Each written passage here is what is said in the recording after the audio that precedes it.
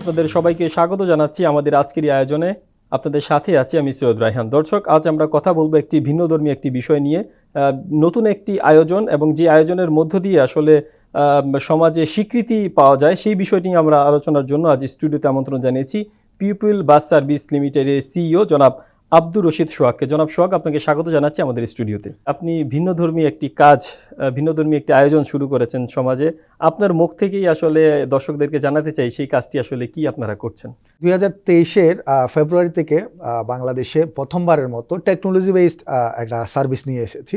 যে সার্ভিসটা জাস্ট স্কুলের বাচ্চাদের নিরাপদ স্কুলে পৌঁছানোর। আমাদের মূল লক্ষ্য হচ্ছে বাচ্চাদের স্কুলে যাওয়া আসাটা যাতে নিরাপত্তা জনিত হয় এবং অভিভাবকরা যাতে ভোগান্তি থেকে রেহাই পায়। 2020 সালে আমার নিজের বাচ্চা 1 ঘন্টার জন্য স্কুল থেকে ফেরার পথে মিসিং ছিল। তো ওই মিসিংয়ের পরেই আমি রিয়েলাইজ করলাম যে বাংলাদেশে এখন ডিজিটাল সব কিছুতেই আমরা এনরিচ আছি। আমরা ঘরে বসে ফুড অর্ডার করতে পারছি, আমরা ঘরে বসে গ্রোসারি অর্ডার করতে পারছি, কিন্তু আমাদের বাচ্চাদের স্কুল যাত্রাটা তো এখনও নিরাপদ না। তখন আমি ভাবলাম যে এটা নিয়ে কিছু করা যায় কিনা। 2022-এর মাঝামাঝিতে প্রায় 25টা স্কুলের 500-এর অধিক অভিভাবকের সাথে সরাসরি কথা বলি। অনেক অভিভাবক আছে বাচ্চাকে 4 বার আনা নেওয়া করতে গিয়ে হিউজ টাকা তাদেরকে টাকা এবং সময় তাদেরকে ব্যয় করতে হয়। দেন হচ্ছে অনেকেই আছেন যে বাচ্চাকে 4 বার আনা নেওয়া না করে মায়েরা বিশেষভাবে যে স্কুলে গিয়ে বসে থাকে, আবার স্কুল ছুটি শেষে চলে আসে।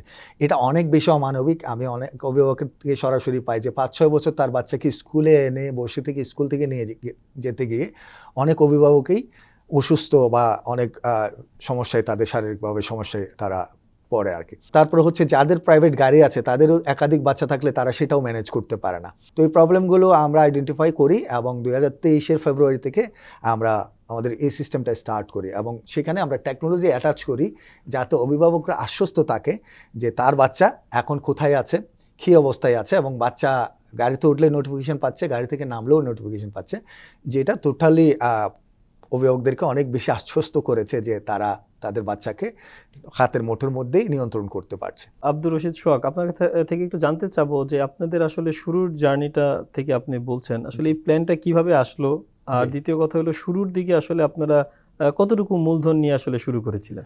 প্ল্যানটা তো আমি বলেইছি যে আমার একটা ফ্যামিলি ইনসিডেন্ট থেকে স্টার্ট করছি এবং সেটা আমি মার্কেট সার্ভে করছি। আমি সবসময় বলি যে কোনো একটা কিছু যখন মার্কেট আসলে প্রবলেম ফেস করে, এটা কতজন কাস্টমার এটা আসলে ফেস করছে, এটা যদি 2-4-10 জন হয় তাহলে তো এটার কোনো সলিউশন আমরা এনেই সাস্টেইনেবল করা যাবে না। আমি তো সামাজিক কাজ ঠিক আছে এটা, কিন্তু আমাকে তো আলটিমেট গোলে সাস্টেইনেবল হইতে হবে। একদম প্রাইমারি মূলধন আমরা অনলি 10,000 টাকা দিয়ে আমাদের এই সার্ভিসটা স্টার্ট করেছিলাম।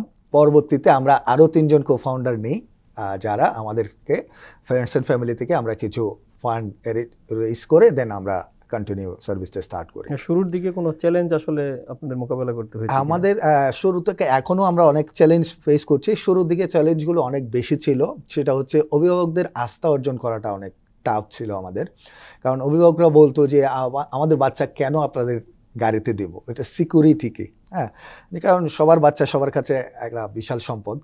তো আমরা সেটা কনভিন্স করতে গিয়ে ওনাদের অনেক বেশি আমাদেরকে মানে এফোর্ট দিতে হয়েছে।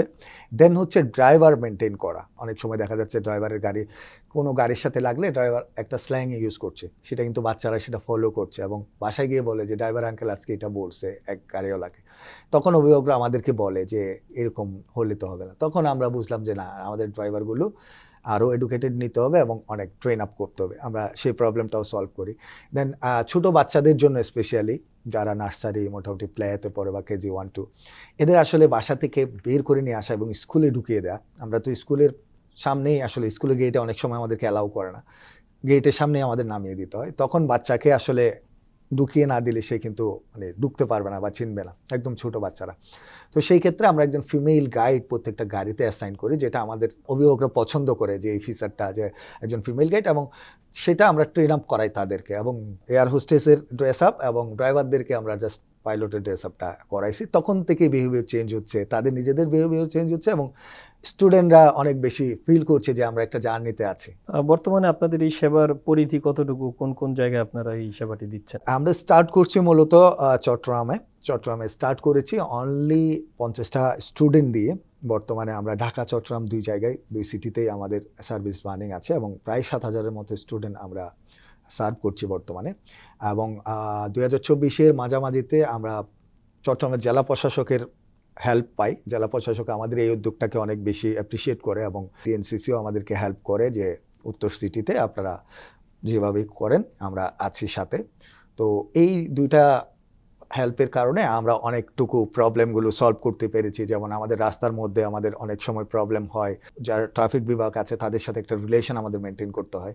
সব কিছু মিলে আমরা যদি গভর্নমেন্ট থেকে আরও বেশি গভর্নমেন্ট প্রতিষ্ঠান যদি যেমন শিক্ষা মন্ত্রণালয়, সড়ক ও পরিবহন মন্ত্রণালয়, আমরা তাদের থেকেও যদি হেল্প পাই তাহলে আমরা এই সার্ভিসটা আরও স্মুথলি চালাতে পারবো। আচ্ছা, আপনি শুরু থেকে বলছিলেন যে আসলে অভিভাবকরা শুরুতে আপনাদেরকে বিশ্বাস করতে পারেনি, জি জি কিন্তু আপনারা যখন আসলে টেকনোলজির বিষয়গুলো পরিপূর্ণভাবে বাস্তবায়ন করা শুরু করলেন, জি জি অনেকেই কিন্তু আগ্রহী হলো। রাইট। তো আসলে একটু বলবেন যে আপনাদের এই টেকনোলজি কি কি যুক্ত করেছেন এবং কিভাবে যুক্ত করেছেন, সেই জার্নিটা একটু জানতে চাই। আমরা স্টার্টিংয়েই আমাদের প্ল্যান ছিল যে আমাদের টেকনোলজিটা আমরা অ্যাটাচ করব, কিন্তু কী কী ফিচার আমরা মানে থাকবে এই ধরনের ফুলফিল কোনো প্ল্যান ছিল না। আমাদের ফিচার আমরা রাখছিলাম যে অভিভাবকদেরকে বলেছি যে আপনার বাচ্চা যখন গাড়িতে উঠবে আপনি একটা নোটিফিকেশন পাবেন, যখন গাড়ি চলবে আপনি ট্র্যাক করতে পারবেন। এই দুইটা মানে ফিচার দিয়েই আমরা স্টার্ট করব। তখন অভিভাবকরা বলল যে হ্যাঁ ঠিক আছে, আমরা আপনাদেরকে দিচ্ছি। যখন আমরা ট্রাস্ট আস্তে আস্তে গেইন করেছি, আমরা লিমিটেড কোম্পানি ফর্ম করেছি, আমরা একটা অফিস নিয়েছি, দেন আমাদের ফর্মের মধ্যে আমাদের বেশ কিছু আমাদের নিয়মকানুন আমরা অ্যালাউ করেছি যেটা অভিভাবকরা চায়। প্রত্যেকটা গাড়িতে যেহেতু আমাদের একজন ফিমেল গাইড থাকে, আমরা ওই গাড়ির 12 জন স্টুডেন্ট নিয়ে একটা গ্রুপ করে দিই হোয়াটসঅ্যাপে। যখন এই সে গাড়িতে উঠে সবাইকে নোটিফাই করে দেয় যে আপনার বাবা, যখন ওই গাড়িতে তুলে মেনশন করে দেয় যে আপনার বাচ্চা গাড়িতে উঠছে, তাহলে সে গ্রুপে পায় যে তার বাচ্চা তার গাড়িতে উঠছে। দেন হচ্ছে লোকেশনটা শেয়ার করে দেয় যাতে সবাই একসঙ্গে শেয়ার করতে পারে। কিন্তু অভিভাবকদের আলটিমেট গোলে যে রিকোয়ারমেন্টেড ছিল যে আমরা ইটসেলফ অ্যাপস বা ওয়েবসাইটের মাধ্যমে, ওয়েব ড্যাশবোর্ডের মাধ্যমে দেখতে চাই। দেন আমরা শুরু করার 8 থেকে 9 মাস পরে আমরা ওয়েব ড্যাশবোর্ড আমরা লঞ্চ করি এবং প্রত্যেকটা গাড়িতে আমরা আইওটি ডিভাইস অ্যাটাচ করি। হ্যাঁ, বিশেষভাবে ডাবল ডেকার বাসগুলোতে আমরা প্রত্যেকটা গাড়িতে একটা পাঞ্চিং মেশিন দিয়ে দিই, যেখানে স্মার্ট কার্ড পাঞ্চ করা যায়, এনএফসি কার্ড। আমরা প্রত্যেকটা স্টুডেন্টকে একটা করে এনএফসি স্মার্ট কার্ড দিয়ে দিয়েছি, যেখানে স্টুডেন্টের নাম, ছবি এবং স্কুলের নাম, ক্লাস ডিটেলস দেয়া থাকে। এবং এই কার্ডটা যখন সে গাড়িতে ওঠার সময় পাঞ্চ করলেই অভিভাবকের কাছে নোটিফিকেশন যায় যে আপনার বাচ্চা এখন গাড়িতে উঠেছে, এই টাইম সহ যায় এবং একটা লিঙ্ক যায়। সে যদি ওয়েব ড্যাশবোর্ডে ঢুকেও দেখতে চাই দেখতে পারবে, অথবা এই লিঙ্কে ক্লিক করলে সরাসরি সে ট্র্যাক করতে পারবে। আর যদি ওয়েব ক্যামে দেখতে চায়, তার ওয়েব ড্যাশবোর্ডের লগ ইন থাকেই, সে ওয়েব ড্যাশবোর্ডে জাস্ট ক্যামেরা ভিউ দেখলেই তার বাচ্চা গাড়িতে কি অবস্থায় আছে সেক্ষেত্রে কি সবাইকে ইন্টারনেট কানেকশনে থাকতে হবে? অবশ্যই, যেহেতু নেট ইউজ ছাড়া আছে, সে ডেটা ইউজ ছাড়া আছে, ট্র্যাকিংও করতে পারবে না, ভিডিও যাতে থাকতে পারবে না। তো এরপরে হচ্ছে যখন বাচ্চাটা ড্রপ ডাউন হয় যে স্কুলের সামনে, বিভিন্ন স্কুলের সামনে বা বিভিন্ন স্পটে, তখন বাচ্চারা আবার গাড়িতে নামার সময় কার্ডটা পাঞ্চ করে। কার্ডটা পাঞ্চ করার সাথে সাথে তার যে নির্দিষ্ট ফি অ্যামাউন্টটা কাটা যায় এবং অভিভাবকের কাছে আবার এসএমএস যায় যে আপনার বাচ্চা এই টাইমে এই স্কুলের সামনে ড্রপ হয়েছে। সেম ওয়ে যখন স্কুল থেকে ছুটি থেকে বাসার দিকে যায়, তখন সেম ওয়েতে তারা ট্র্যাক করতে পারে, নোটিফিকেশন পায় এবং ওয়েবক্যামে দেখতে পারে। এক্ষেত্রে আসলে আপনারা বলছেন যে আপনাদের একটি বাসে কতজনকে আপনারা বহন করেন? আমরা ডাবল ডেকার বাস, বিআরটিসি বাসগুলোই আমরা ইউজ করি। প্রায় 74 জনের মতো সিটিং অ্যারেঞ্জমেন্ট আছে।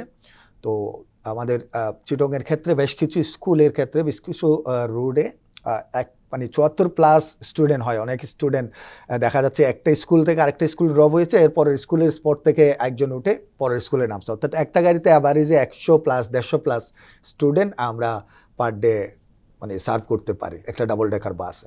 কারণ অনেকগুলো স্কুল আমরা একসঙ্গে রাউন্ড করে এই রুটগুলো করি এবং স্কুলগুলোর সাথে কোলাবোরেট করে এই সিস্টেমটা আমরা চালাই। আচ্ছা, আপনারা বলছেন যে আপনারা প্রশাসনের সাথেও কোলাবোরেশন করে এই কাজগুলো করছেন। আসলে যেহেতু একটি চলন্ত বাসে সিসিটিভি ক্যামেরা, আবার আপনাদের নারী একজন অ্যাটেন্ডেন্ট থাকছে, আসলে এই সার্বিক বিষয় নিয়ে কোনো অনাকাঙ্ক্ষিত ঘটনা যদি ঘটে, সেই ক্ষেত্রে আসলে আপনারা মানে কি পদক্ষেপ চিন্তা করেছেন, মানে আচ্ছা, কিভাবে সেটাকে আপনারা উতরে উঠবেন? হ্যাঁ, খুবই ভালো একটা প্রশ্ন। এবং আমরা ডে 1 থেকেই এই একটা মানে টেনশনে থাকতাম সব সময় যে আজকে যদি কোনো ধরনের ইনসিডেন্ট হয় সেটা কিন্তু আমাদেরকেই অনেক কিছু করতে হবে। ওই জন্য আমরা ডে 1 থেকে যে গাড়িগুলো আমরা লিজ নিই, গাড়ির ইন্স্যুরেন্স আমরা চেক করি। দেন হচ্ছে গাড়ির সিলিন্ডারগুলো আমাদের টেস্ট রিপোর্ট আমাদেরকে এনে দিতে হয়। দেন গাড়ির ইঞ্জিনের টেস্ট রিপোর্ট আমরা চাই। এই 3টা আপ টু ডেট থাকলে দেন আমরা সেই গাড়িটা লিজে নিই। দরকার হয় 2,000-5,000 বেশি যাক, কিন্তু আমরা এই জিনিসগুলো আমাদের চাই। এবং ড্রাইভারটা মিনিমাম যে স্যালারি, আমরা চাই না যে মানে আন্ডার গ্রেডের কোনো ড্রাইভারকে আমরা অ্যাসাইন করার জন্য, যাতে সে টেক কেয়ারলি এবং কেয়ারফুলি গাড়িটা রান করতে পারে এবং তার ততটুকু অভিজ্ঞতা আছে। তার ব্যাকগ্রাউন্ডও আমরা চেক করি। সব কিছু মিলে আমরা এতটুকু মানে সেফটি এবং সিকিউরিটি আমরা এনশিওর করার ট্রাই করি, তাদেরকে ট্রেন আপ করি। এবং আমরা একদম মেনশন করে দিয়েছি প্রত্যেকটা ড্রাইভারকে, সেটা ডাবল ডেকার হোক এবং মাইক্রো হোক, 40-45 উপরে কখনো রান করানো যাবে না। যেহেতু আমাদের একজন ফিমেল গাইড থাকে, তার থেকে আমরা সেই রিপোর্টিংটাই নেই এবং সেভাবেই আমরা এখনো মেনটেন করে যাচ্ছি। তারপরে হচ্ছে যে আমরা ইমিডিয়েট আমরা একটা প্ল্যান করছি যে প্রত্যেকটা গাড়িতে আমরা একটা ইমার্জেন্সি বাটন আমরা অ্যাড করার ট্রাই করছি, যেটা ক্লিক করলে আশেপাশের থানা এবং ফায়ার সার্ভিসের কাছে নোটিফিকেশনটা চলে যাবে, যাতে ইমার্জেন্সি কোনো মুহূর্ত হলে যে থানা এবং ফায়ার সার্ভিস ওই স্পটে চলে আসতে পারে। এখন পর্যন্ত আপনারা কত চার্জ নিচ্ছেন বিভিন্ন স্কুলে পৌঁছে দেওয়ার? আমরা চিটং এর ক্ষেত্রে হচ্ছে ডাবল ডেকার বাসগুলোতে 500 থেকে 1000 এর মধ্যে পড়ে মান্থলি বেসিস।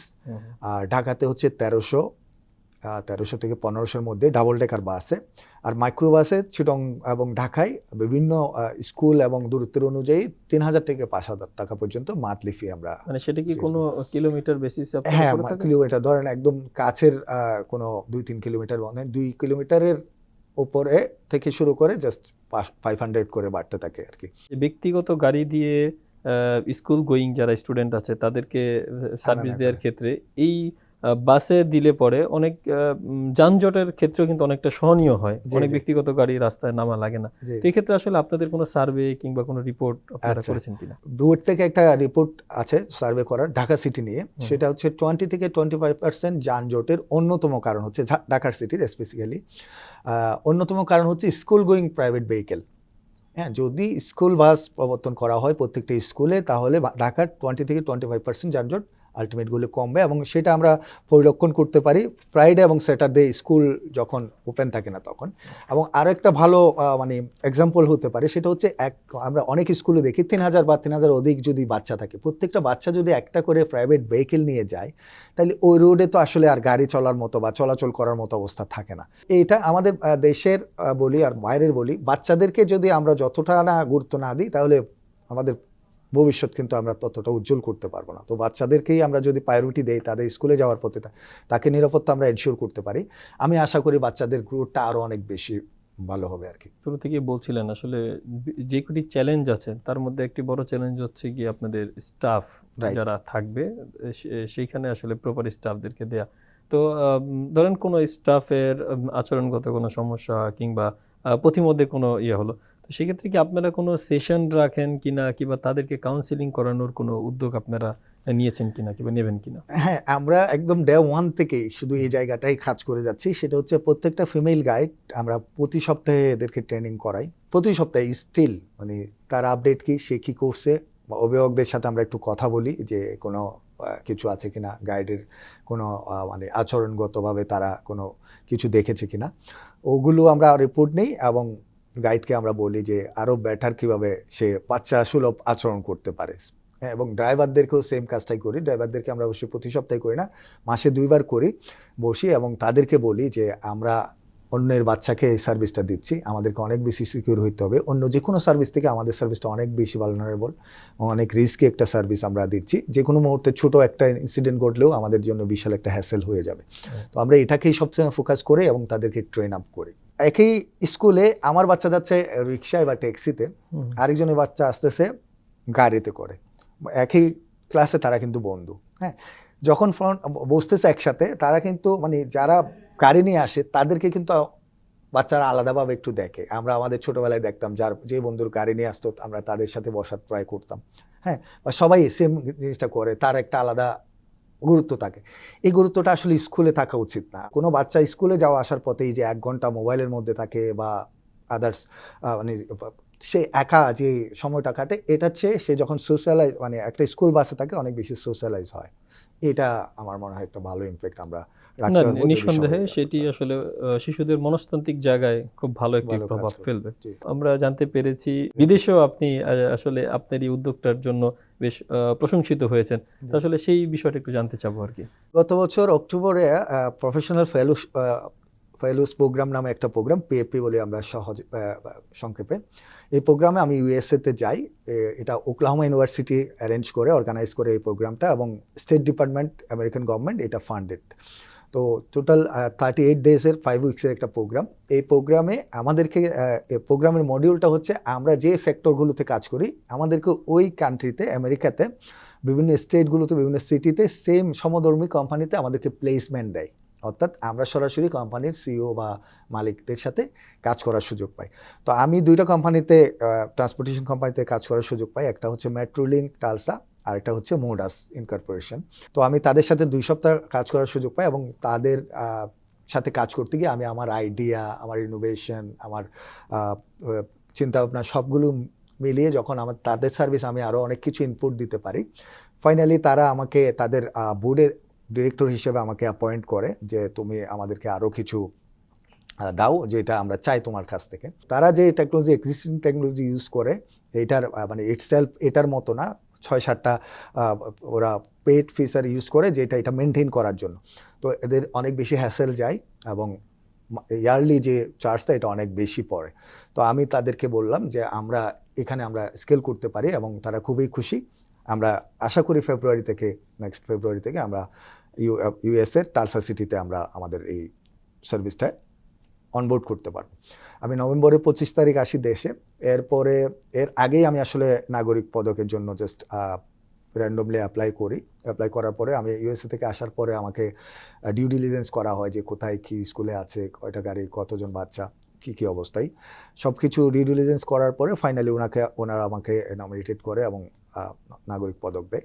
আমি আমার দায়িত্বটাকে আমি সর্বোচ্চ চেষ্টা করব যে বেস্ট কিছু দেওয়ার জন্য। আমি 3 বছর যাবৎ যে চেষ্টাটা করে যাচ্ছি, যে পজিশনে আমি আসছি, আমার মনে হয় না এত বেশি আমি ইমপ্যাক্ট ফেলতে পেরেছি।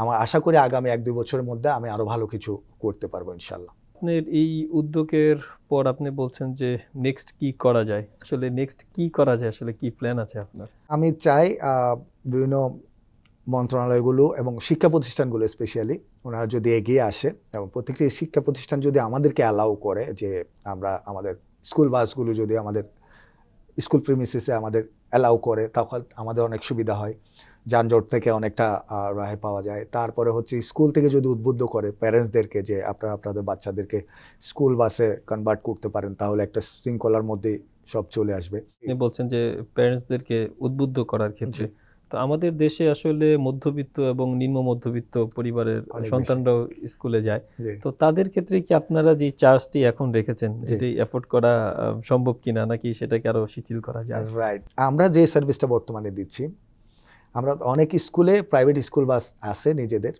তারা যে চার্জটা রাখে স্পেসিফিক্যালি আমরা ডাবল ডেকার বাসে এর চেয়ে অনেক বেশি কম নিচ্ছি। চিটংয়ে 500 টাকা মান্থলি যে ভাড়াটা আমরা নেই ডাবল ডেকার বাসে, একটা বাচ্চাকে পার ডে আসা যাওয়া করতে মিনিমাম সে যদি পাবলিক বাসে করেও আসে, মাসে 600 থেকে 1000 টাকা এমনিতে যায়। আর অভিভাবক যদি সঙ্গে নিয়ে আসে তাহলে ডাবল যায়, 2000 টাকা 2500 টাকা যায়। সেই জায়গায় অনলি 500 টাকা, হ্যাঁ, অনলি 500 টাকা দিয়ে সে পুরা মাস্টার ট্রান্সপোর্টেশনটা করতে পারছে, যেটা একদম মানে লোয়ার ফ্যামিলি আমরা যাদেরকে বলি বা আমরা চিন্তা করি, তাদের জন্য এটা অ্যাফোর্ডেবল এবং এটা অনেক বেশি নমনীয় একটা সার্ভিস চার্জ আমরা নিচ্ছি। দেন হচ্ছে মাইক্রোবাসের জন্য যাদেরকে আমরা মাইক্রোবাসের যাত্রী হিসেবে বা আমাদের কাস্টমার হিসেবে আমরা পাই, তাদের মান্থলি আমরা অ্যাভারেজ হিসাব করছি 7 থেকে 8,000 টাকা তাদের যায় পার ডে। যদি 100 টাকাও রিক্সা ভাড়া যায়, আসা যাওয়া 4 বার যদি করে 400 টাকা করে, 20 দিন স্কুল হয়, 8,000 টাকা নেট যায় তাদের। সে জায়গায় আমরা 3 থেকে 5,000 টাকার মধ্যে এসি মাইক্রোবাস দিয়ে, টেকনোলজি দিয়ে, একজন ফিমেল গাইড দিয়ে, একটা দক্ষ ড্রাইভার দিয়ে আমরা টোটাল সার্ভিসটা প্রোভাইড করছি। আচ্ছা, আপনার এই সেবার সাথে যদি সরকার কোনোভাবে আপনাদেরকে সহযোগিতা করে, সেক্ষেত্রে কি আপনি মনে করেন যে আরো বেশি কমে নেওয়া সম্ভব? আমরা চাই সরকার থেকে এখানে কিছু সহযোগিতা করা হোক, তাহলে আমরা সবার কাছে আরও রিচ করতে পারবো। তারপরে হচ্ছে আমরা কিছু ইলেকট্রিক ভেহিকেল মডেল চিন্তা করছিলাম, যেটার আসলে পারমিশনটা যদি গভর্নমেন্ট থেকে পাই, আমরা একদম যে এই যে ভ্যান নিয়ে আমাদের স্কুলে যাওয়া হয়, যে মানে আমরা যেগুলোকে মুরগির খাঁচা বলি, এই ভ্যানগুলো মানে অনিরাপদ ভ্যানগুলোকে রিপ্লেস করা যাবে।